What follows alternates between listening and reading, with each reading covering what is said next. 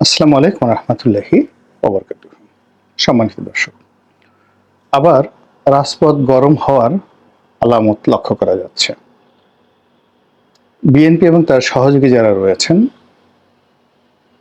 তারা সবাই রাজপথে নামবেন ডিসেম্বরের মধ্যে নির্বাচন দেওয়ার জন্য, এবং এই কাজটি তারা শুরু করবেন ধরুন মে মাসের একেবারে প্রথম সপ্তাহ থেকে। মে, জুন, জুলাই এবং আগস্ট পুরো সময়টি তারা রাজপথ উত্তাল করে ফেলবেন, যেন ডক্টর মোহাম্মদ ইউনূস নির্বাচনের শিডিউল ঘোষণা করে ডিসেম্বরের মধ্যে নির্বাচন করতে বাধ্য হন। অন্যদিকে ডক্টর মোহাম্মদ ইউনূসকে ক্ষমতায় রাখা এবং বিএনপিকে গণশত্রুতে রূপান্তরিত করা, এই অল্প সময়ের মধ্যে বিএনপির দুর্নীতি এবং অনিয়ম এগুলোকে ম্যাটেরিয়ালাইজ করে প্রচার এবং প্রোপাগান্ডা চালানো সামাজিক মাধ্যমে এবং রাজপথে, এই কাজটি বিএনপি বিরোধী শক্তিরা যে প্রক্রিয়াতে এখন করে যাচ্ছে এটা আরো কয়েক গুণ বাড়িয়ে আগামীতে এগুলো পরিচালনা করা হবে। এবং এখানে সামাজিক মাধ্যমে এই বিপ্লবটা হবে বেশিরভাগই সামাজিক মাধ্যমে। বিএনপির এই গত 7 মাসে যারা যারা যে অপকর্ম করেছে, অনিয়ম করেছে, দুর্নীতি করেছে, এগুলোকে 100 গুণ মাল্টিপল করে লিফলেট ছাপিয়ে বাড়ি বাড়ি ঘরে ঘরে পৌঁছে দেওয়া হবে। কিভাবে ময়লার বাক্স থেকে টাকা নিয়েছে, কিভাবে ডাস্টবিন থেকে টাকা নিয়েছে, কিভাবে টেন্ডারবাজি করেছে, কিভাবে ঘাট মাঠ নিয়োগ বদলি এই কাজগুলোকে প্রচারণার হাইয়েস্ট স্টাইল ব্যবহার করে প্রিন্টেড আকারে বিতরণ করা হবে। আপনি দেখবেন মে মাসের একেবারে প্রথম সপ্তাহ থেকে। কারা করবে, কিভাবে করবে, এগুলো বলার দরকার নেই, আপনারা মাঠে দেখতে পাবেন। তারপর সামাজিক মাধ্যম, ফেসবুক, টুইটার, গুগল, এগুলোর মাধ্যমে বিএনপির ক্যারেক্টার অ্যাসাসিনেশন করার জন্য যা যা দরকার, কে এস আলম থেকে কত টাকা নিয়েছেন, এস আলম কাকে কাকে গাড়ি দিয়েছেন, তাদের সাথে কি কথাবার্তা হয়েছে, এই সকল কল রেকর্ড দেখবেন প্রচার হয়ে গেছে। এবং এর ফলে কি হলো, বিএনপির প্রথম সারির যদি 1 ডজন নেতার চরিত্র হনন করা যায়, তাহলে সঙ্গতের কারণে বিএনপি যারা মাস পিপল রয়েছেন বা সমর্থক রয়েছেন, তারা এই সকল নেতাদের প্রতি বিশ্বাস হারিয়ে ফেলবেন, আস্থা হারিয়ে ফেলবেন এবং তাদের ডাকে কেউ আসবে না। এরকম একটা পরিস্থিতি তৈরি করা হবে সামাজিক মাধ্যমে। এবং একই সঙ্গে আপনারা জানেন যে সামাজিক মাধ্যমগুলো, পশ্চিমা দুনিয়ার যে সামাজিক মাধ্যমগুলো, এগুলো এখানে পয়সা দিয়ে অনেক কিছু করা যায়। যেমন ধরুন ফেসবুকে আপনি একটা স্ট্যাটাস দিলেন, নর্মালি স্ট্যাটাসটি 5,000 লোকের কাছে গেল, কিন্তু আপনি যদি টাকা খরচ করেন এটিকে আপনি 5 কোটি লোকের কাছে পৌঁছে দিতে পারবেন। তো বিএনপি বিরোধী যারা শক্তি রয়েছেন তারা এরকম চমৎকার একটা কন্টেন্ট তৈরি করে, সেটা ভিডিও হোক, অডিও হোক, স্টিল কোনো ছবি হোক, যা কিছু হোক, সেগুলোকে বারে বারে দেশে এবং দেশের বাইরে জায়গা মতো পৌঁছে দেওয়ার জন্য যে টেকনোলজি দরকার, যে বিনিয়োগ দরকার, যে স্ট্রাকচার দরকার, সব জিনিসগুলো তাদের হাতে রয়েছে। সেগুলো বিএনপি যে রাজপথে নির্বাচনের জন্য আন্দোলন করবে তার এগেনস্টে এই নির্বাচন পিছিয়ে দেওয়ার জন্য, সংস্কার চালু রাখার জন্য এবং ডক্টর মোহাম্মদ ইউনূসকে দীর্ঘমেয়াদে ক্ষমতায় রাখার জন্য এই কাজগুলো তারা করবে সামাজিক মাধ্যমে। 3 নম্বরে যে সমস্যাগুলো মে মাস থেকে দেখতে পাবেন, সেটি হলো রাজনীতির যে খুচরো দলগুলো ছিল, যেগুলো মূলত শেখ হাসিনা তৈরি করেছিলেন হাউকাউ করার জন্য, কামড়া কামড়ি করার জন্য, গালাগাল করার জন্য, মানে বার্কিং ডগ, এদেরকে বলা হয় রাজনীতির ভাষায় বার্কিং ডগ, ঘেউ ঘেউ করা কুকুর। এরা সরকারি অনুদানে এরা তৈরি হয়েছে এবং এটা শুরু হয়েছে পাকিস্তান জমানা থেকেই। তো সেই জিনিসটা কোনো সরকারি বন্ধ করেনি। এখন ধরুন ইউনিভার্সিটির একটা ছেলেকে প্রমোট করা হলো, তারপরে কলেজের একটা ছেলেকে প্রমোট করা হলো, মহল্লার একটা ছেলেকে প্রমোট করা হলো, এবং এদেরকে দিয়ে বড় বড় মানুষকে গালিগালাজ করা, এদেরকে দিয়ে সরকারকে গালিগালাজ করা, এদের সঙ্গে 100-150 লোক ভাড়া করে এই বিভিন্ন গোয়েন্দা সংস্থার লোকই ভাড়া করে দেয়।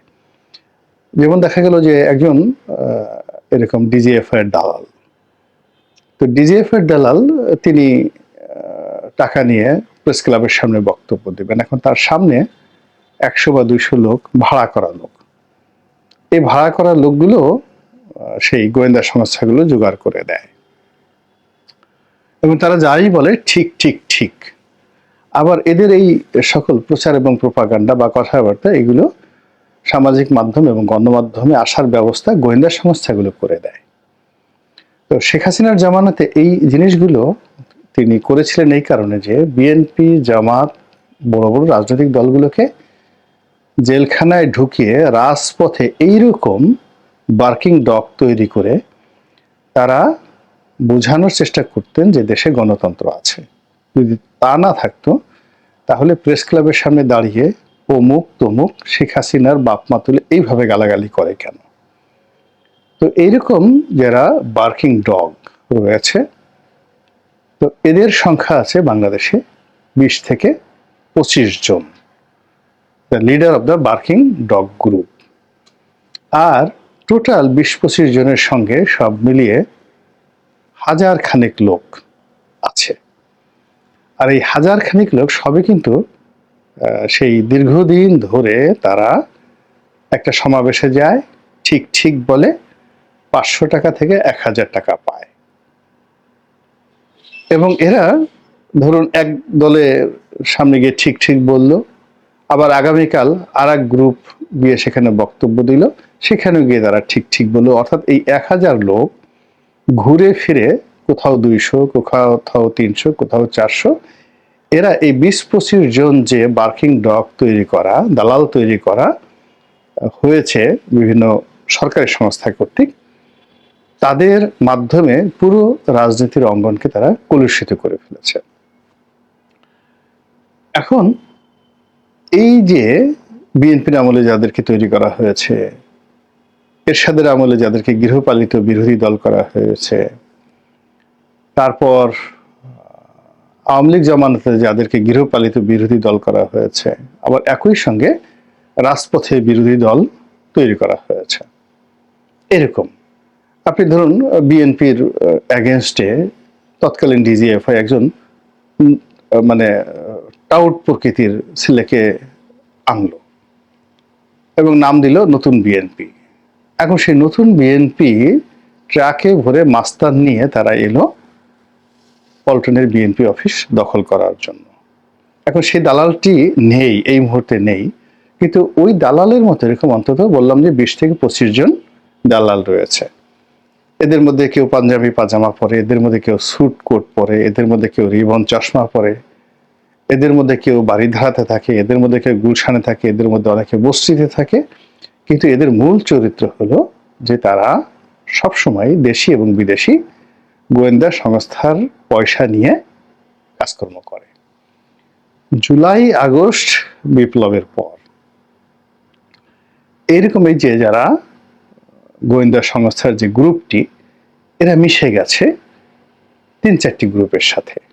অর্থাৎ 20 থেকে 25 জন লোক, এক গ্রুপ মিশে গেছে হয়তো জামাতের সঙ্গে, আর এক গ্রুপ মিশে গেছে বিএনপির সঙ্গে, আর এক গ্রুপ হয়তো মিশে গেছে ডক্টর মোহাম্মদ ইউনূসের সঙ্গে বা এনসিপির সঙ্গে। এখন এরা মানে কি হয়, আপনি গ্রামে যখন দেখবেন যে পানি ঘোলা হয়, সেই ঘোলা পানিকে ঘোলা করার জন্য কিছু হাঁস, তারপরে এই সমস্ত প্রাণী ছেড়ে দেওয়া হয়। অনেক সময় মানে পানির সঙ্গে কাদা করার জন্য সেই পানির মধ্যে কিছু গরু, কিছু ছাগল, কিছু মহিষ, এগুলো ছেড়ে দেওয়া হয় গ্রাম বাংলাতে, ওই মানে কাদাকে আরো লেপ্টে দেওয়ার জন্য।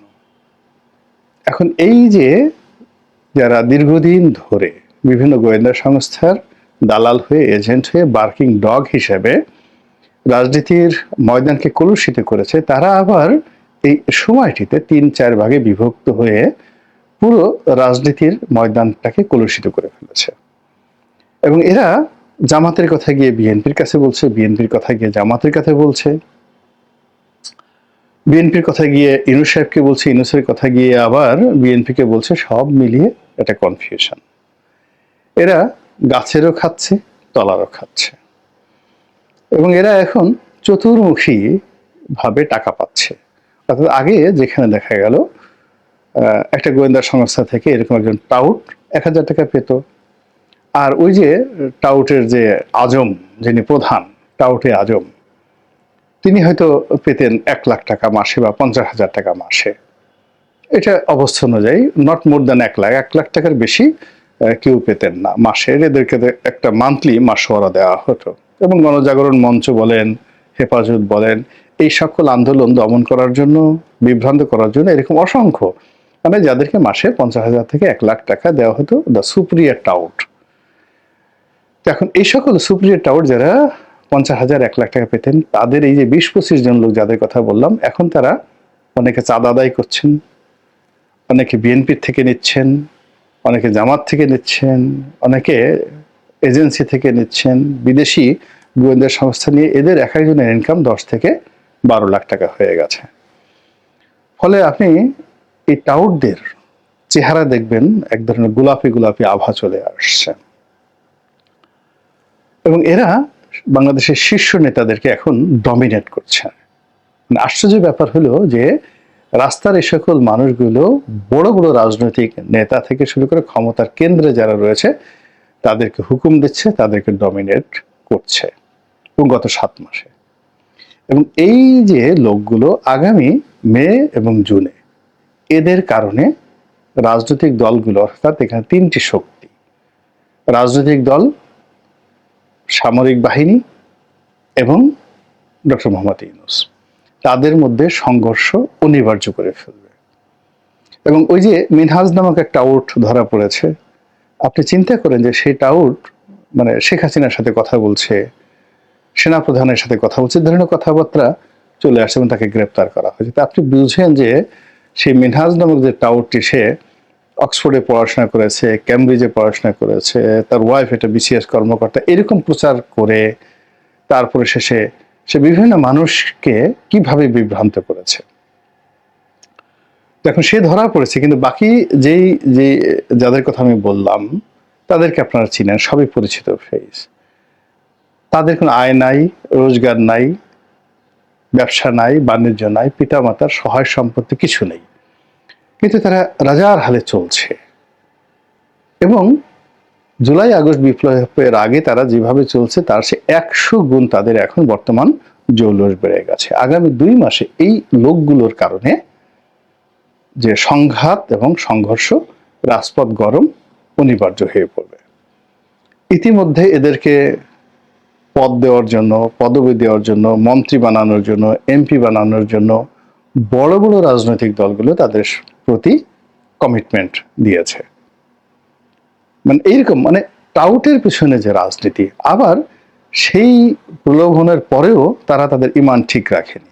যেমন ধরুন, জামাত একজন লোকের বলছে, ঠিক আছে আমরা যদি তোমাকে ক্ষমতা আসে, তোমাকে অমুক জায়গার প্রশাসক বানিয়ে দেওয়া হবে, তোমাকে এমপি বানানো হবে, তোমাকে মন্ত্রী বানানো হবে। তো সেটা অনুযায়ী সে জামাতের কিছু পারপাস সার্ভ করে আবার বিএনপি তারেক রহমান সাহেবের কাছে গেল, মির্জা ফখরুল কাছে গিয়ে গেল, সেও বললো যে ঠিক আছে অসুবিধা নাই, তোমাকে এটা দেওয়া হবে, এটা দেওয়া হবে, এটা দেওয়া হবে। তো এভাবে সে সব জায়গাতে বাতি জ্বালিয়ে জ্বালিয়ে এই রাজনীতির যে থার্ড ক্লাস লোকগুলো, এগুলো রাজনীতির যে সুপ্রিয়ার যারা লিডার আছে তাদের সবাইকে কনফিউশন, করাপ্টেড করে ফেলেছে, মেন্টালি, ফিজিক্যালি অ্যান্ড পলিটিক্যালি। যা কিনা আগামীতে যখন রাজপথ গরম হবে এটাকে আত্মঘাতী করে ফেলবে। এবং এদের কথাবার্তা দেখবেন, সকালে একরকম তারা বিএনপির পক্ষে বলছে বলে বিএনপিকে উত্তেজিত করছে, বিকালবেলা আবার অন্য পক্ষে বলার চেষ্টা করছে।